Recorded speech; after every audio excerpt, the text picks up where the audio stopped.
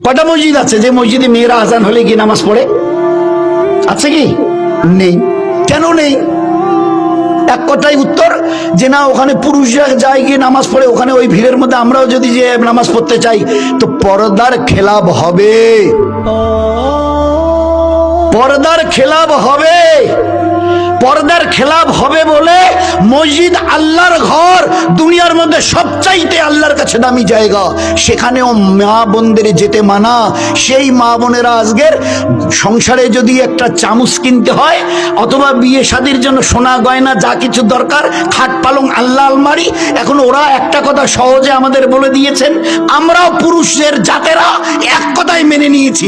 ওরা বলছে তোমরা পারবে না, আমরা যাচ্ছি, আমরা যাচ্ছি। ভালো করে দেখে নেবেন, এই চৈত্রের রিডওয়েট ছেলে অথবা বিয়ে শাদীতে অথবা কোনো মেলা অথবা কোনো জলসায়